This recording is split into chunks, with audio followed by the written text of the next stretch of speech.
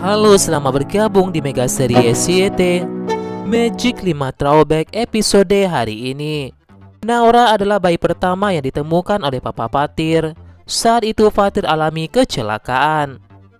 Untung saja Fatir selamat. Saat itu Fatir kesal sekali dengan hidupnya. Istrinya meninggal dunia, begitu juga dengan calon anaknya. Di tepi sungai itu, Fatir pun meluapkan semua emosinya. Fatir pun tak sengaja mendengar suara tangisan bayi di sungai itu. Bayi itu sengaja dibuang oleh seseorang. Fatir pun lantas kaget melihat ada sebuah keranjang bayi hanyut di sungai itu. Fatir pun lantas selamatkan bayi itu, berenang ke sungai itu. Naura pun akhirnya selamat. Fatir pun sangat bersyukur punya kesempatan selamatkan Naura, merawat Naura, dan mengisi kesepian Fatir. Naura pun sudah beranjak remaja. Naura adalah wanita yang cantik, keren tapi tomboy. Ciri-ciri gak banyak usaha udah kelihatan keren. Saat Fatir temukan Adara, saat itu Adara masih bayi. Fatir saat itu di rumahnya tak sengaja melihat seseorang berjubah hitam di depan rumahnya. Orang itu meninggalkan Adara di depan rumah Fatir. Saat itu hujan sangat lebat sekali disertai petir. Fatir pun merasa heran kenapa tiba-tiba hujan es batu. Saat Fatir ingin masuk ke dalam rumahnya, Fatir pun mendengar suara tangisan bayi. Fatir pun lantas mengambil payung dan segera menemukan bayi itu. Fatir pun temukan ada bayi di depan rumahnya. Fatir pun langsung selamatkan bayi itu. Menemukan Adara adalah kebahagiaan buat Fatir.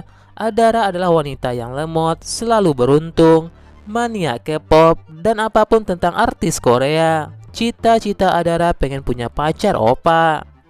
Saat Fatir pegang sapu tangan Raisya, Fatir pun jadi ingat pertama kali temukan Raisya. Saat itu terjadi kebakaran hebat di pabriknya. Saat itu Fatir ingin masuk ke pabrik itu. Fatir ingin ikut evakuasi di pabrik itu.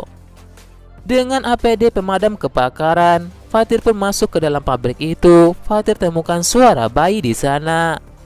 Fatir pun temukan Raisya di sebuah lorong. Fatir pun merasa bersyukur jika sudah mendengar suara bayi itu, dan bayi itu pun selamat. Eyang pun temui Fatir jika Fatir masih ingat dengan kedong itu. Fatir pun berkata jika Raisya sudah jadi anak papa sejak papa temukan Raisya. Raisya adalah cowok cool yang keren dan tampan. Saat Fatir temui Ustadz di masjid itu, sudah 17 tahun mereka tidak bertemu. Sejak kejadian waktu itu, Fatir pun jadi ingat saat sholat 17 tahun yang lalu malam itu di masjid.